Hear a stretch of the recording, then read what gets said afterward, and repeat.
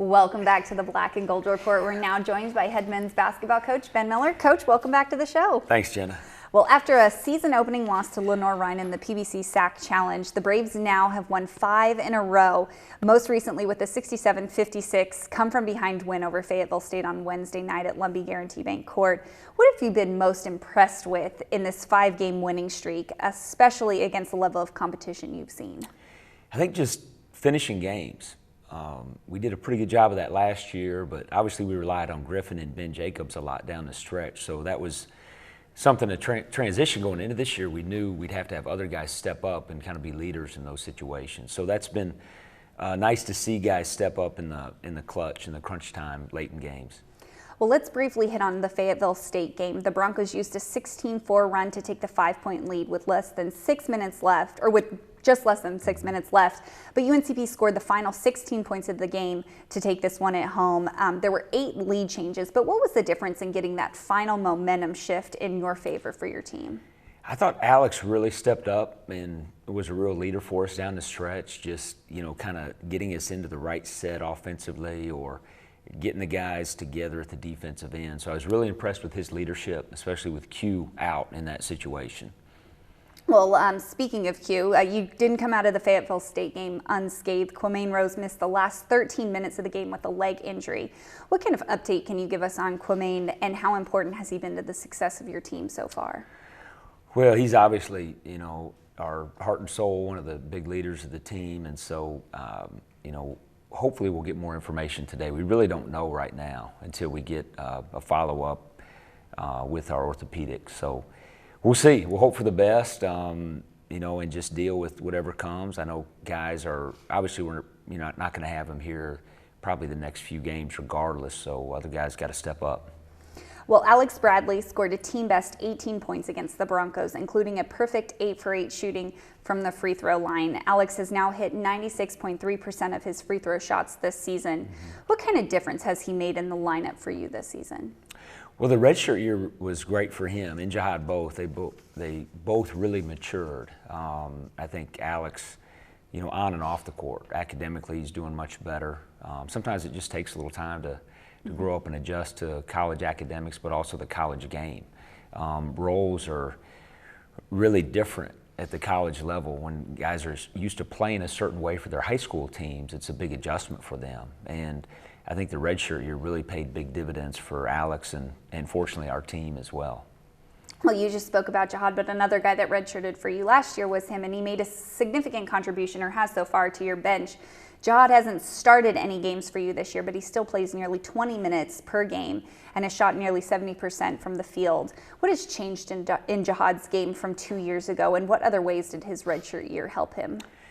I think his confidence level. I mean, he's always been a great defender, rebounder, but I think his, offensively he's playing with a lot more confidence. He doesn't take a lot of shots, but the ones he takes, obviously he's shooting a high percentage. He's very selective, very team-oriented, and capable of being a starter for us. And you may hear pretty soon with Q's situation, but he's all about the team. In fact, he came to me before the season and said, "Coach, I don't care if I start, come off the," he actually prefers to come off the bench, I think, but he's really made a huge impact on our team, especially at the defensive end, but also offensively. He's really picking his times to attack. We need to be a little more aggressive, looking to shoot the ball sometimes, but I really like how he's playing right now. Well, prior to the game against Fayetteville State, your team made a quick trip up north and won both games at the 50th Annual Pickle Classic, including a convincing win over 5th-ranked Mount Olive. Talk about the performance of your team up there and what you were able to take away from those performances. Yeah, 2 really good teams. Barton's got a great tradition, and that was a good win. And then to come back against Mount Olive in the championship game, it was a great, loud environment. So it was neat to see our guys step up in that environment. Yeah, all right, well, we're going to take our second break, and when we come back, we're going to continue talking with head men's basketball coach Ben Miller. So stay tuned.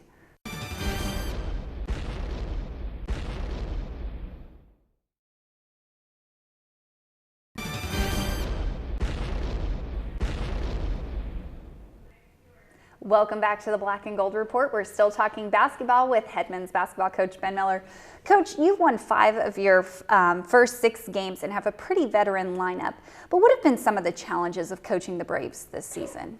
Well, we touched on it earlier. Obviously, you know, when you lose 2 guys like Griffin and Ben, you don't really replace those guys, but hopefully the other guys that were juniors now that are seniors can step up and start to take on more leadership roles. So that's been an adjustment. I think our guys, obviously we didn't get off to a great start that first game, but since then guys have stepped up. They're starting to gel a little bit more as a team. You know, bringing 2 freshmen off the bench playing significant minutes, and then obviously Alex and Jihad that redshirted but weren't with us last year. So really 4 of our top 8 guys are new this season, even though they aren't totally new to the program. But just blending all that together has been a challenge, but I like the progress we're seeing. Well, we talked about this with you last time, but your team will pretty much go through the gauntlet during this non-conference portion of your schedule. But what are some of the games coming up on your schedule that give you the most concern? The next one. And really that's it. I mean, you know, we challenge our guys and staff. We've got to do the same thing. We can't look ahead. I mean, we're just focused right now on wing it and really in the shorter term focus on our next practice. And if our team, staff, players, managers, everybody can just be in the moment, focus on the next practice, the next drill, the next possession, I think that'll really help us over the course of the season. We ask most of our coaches this when we sit down on the show before conference, but who do you think are the teams to beat inside the Peach Belt Conference this year? It's a hard conference to predict because of all the transfers. There's so many players in the conference I have not seen yet. I've heard about some of them. There's obviously some really good returning players. But I think there's a lot of teams that are capable. I think what you're seeing early season, Peach Belt's taken a few lumps out of conference. But I think part of that is just a lot of new players. So I think, you know, our opener against Lander is going to be a huge challenge. They're playing very well. They've got a new coach, but a guy who's a veteran of the league, and they got a lot of great players coming back. So, you know, again, just focusing on the short term, you know, that's one we're going to have to play very well to have a chance to win. Well, we talk about this every year, but you have the advantage of a pretty veteran assistant coach on the sideline with you and your father, who's a 36-year head coaching veteran at a handful of Division I programs.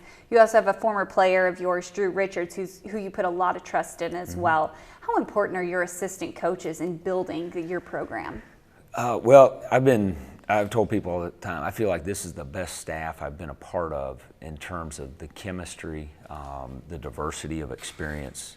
Obviously, Dad's been around the game a long time, so his experience is huge. His kind of mentorship of our staff and our players has been really, really important to our program. Of course, he's up north on vacation right now for the holidays, but we'll get him back after Christmas. But even when he's not here, he's watching the game, sending me text messages before, after the game, so he's still with us in a lot of ways. And then, of course, Drew Richards and Cortez both I had a chance to coach both those guys, so they're like family to me. They know me, all my quirks and shortcomings. They can step up and try to fill the void there, but they know our system very well. They both were very good players. And one thing I love about both those guys, they were both great team players and very focused on the defensive end. And that's something that they've really helped our team defense, our rebounding.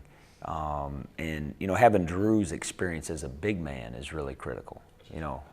For me, I can tell him what to do in the post, but Drew's actually done it. So having him work with the big guys and Cortez with the guards has been a huge asset. All right. Well, thank you, Coach, so much for being on the show with us today. Thanks, Jenna. And we're going to take our next break. When we come back, we're going to watch a special feature on the Watkins sisters, so stay tuned.